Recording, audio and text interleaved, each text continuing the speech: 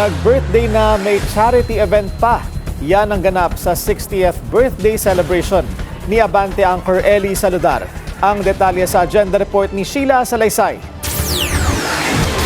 Naging isang makabuluhan at high-energy na selebrasyon ang ika-60 kaarawan ng Abante anchor na si Ellie Saludar, na hindi lamang ipinagdiwang sa tradisyonal na paraan, kundi sa pamamagitan ng isang espesyal na golf charity tournament na layuning makatulong sa mas malaking adhikain para sa kabataan at sports development.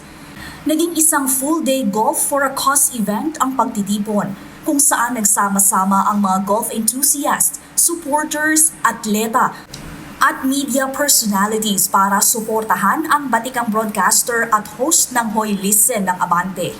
Dumalo ang ilang kapwa mamamahayag at kilalang personalidad tulad nina Patricia Hizon, Igan Arnold Clavio, Alex Santos at Vince Hizon na nagbigay ng dagdag na kulay at prestige sa naturang event. Charity tournament naman o golf for a cause, suporta naman ako eh. Lalo si Ellie, lagi naman sumusuporta yan sa sarili kong golf tournament, yung Igan Cup. Bilang kasalukuyang presidente ng Junior Golf Association at direktor ng Junior Golf Foundation of the Philippines, binigyan diin ni Saludar na ang ganitong klase ng inisyatiba ay mahalaga sa paghubog ng susunod na henerasyon ng golfers sa bansa. Magandang makatulong din tayo sa Jung Golf.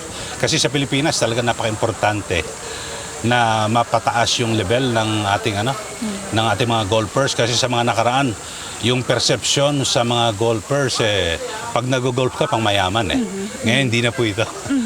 Ang selebrasyon ay naging patunay na ang golf ay hindi lamang laro, kundi isang plataporma para sa pagtutulungan at advocacy, lalo na para sa grassroots development ng sport sa bansa.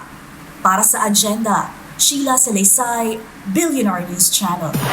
Manatiling nakatutok sa Billionaire News Channel. Sumubaybay sa aming social media accounts at mag-subscribe sa aming YouTube channel para sa mga eksklusibong balita at storya.